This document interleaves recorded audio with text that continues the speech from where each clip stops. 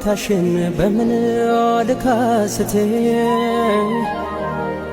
የምስጋና ቃላት ተሰነሰኝ ብዬ ልጥራሽ አንቺን እናቴ። አላነክ ነው ለምን ተነሳክ?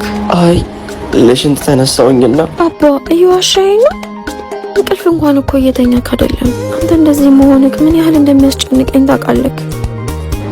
የኔና ዝም ብለሽ እኮ ነው። እኔ ምንም አልተጨነቅኩ። ለምንድን ነው እንደርቁ የምታይኝ? ማንን? አንቺን? ነገሮችን ለኔ ብለህ እየተጎዳ እንዳግዝክ እንኳን አትነግረኝም። እንዳትጨነቂብኝ እኮ ነው።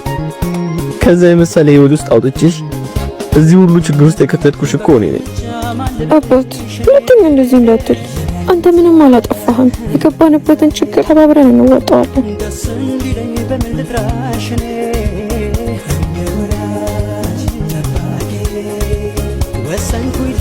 አዎ አብረን እንወጣዋለን።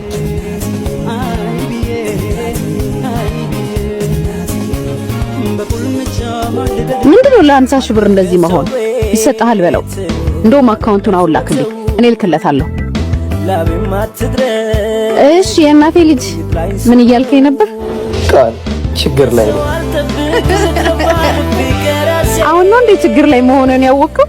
ለዛች መናጢ በላይ ቤተሰባችንን ክብር ካዋረድክ ጊዜ ጀምሮ ነው ችግር ላይ ወደቅከው። በማን ነው በዚህ ከቀጠልኩ ልጄ ሚስቴ የሚሞቱብኛል። እባክህ ስቲቭ ከእግሬ ላይ ተነስ። ከሷ ጋር ያለህን ግንኙነት እስካላቆምክ ድረስ ምንም እድል የለህም። ከቻልክ ደግመህ እንዳታገኘኝ።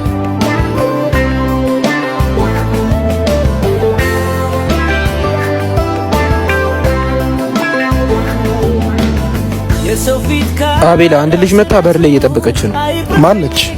እኔ እንጃ ግቢ ብላት እምቢ አለች። እሺ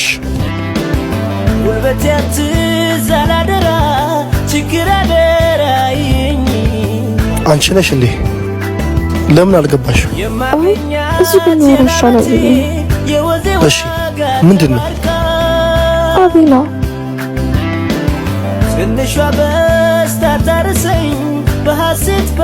አመሰግናለሁ።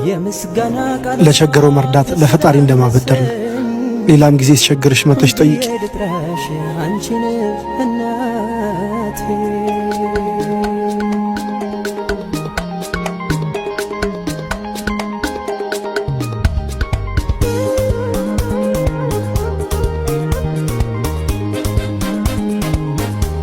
በጣም አመሰግናለሁ። ዛሬ ነው የገደልሽ። ምን ነው አባ? ምን አጠፋው? ለምነሽ በመጣሽው ብር ነው የምንበላውን ገዝተሽ የመጣሽው? አባት ዝም በይ። የገዛ ጓደኛዬ ሄደሽ የምንበላው ቸገረን አጣው ብለሽ ነው የጠየቅሽው? አዎ ቸገረን ብዬ ጠይቄዋለሁ። እሺ አልቸገረንም እና መፍትሄው መለመን ነው። በጣም ነው ያሳዘንሽ። በቆሜ ነው የቀበርሽኝ። እሺ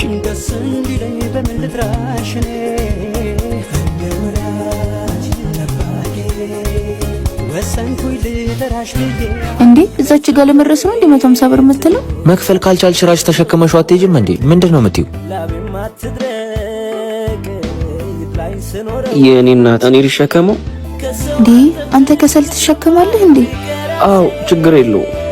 ና ማን አንተ? ና እስኪ አስሸክመው።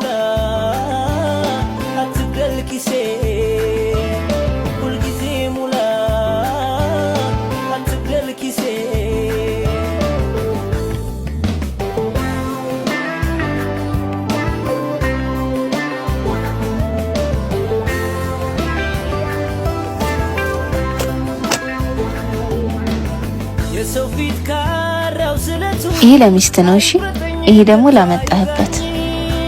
እሺ ፈጣሪ ያክብርልኝ። እሺ ሚስትን በሰላም ይገላግላት። እሺ አሜን። አንቺ አጋዥ ሆነሽኝ ለህይወት ላንቺን ያመጣሁት ቤ ከመቼ ጀምሮ ነው እኔ ብቻዬን የምበላው?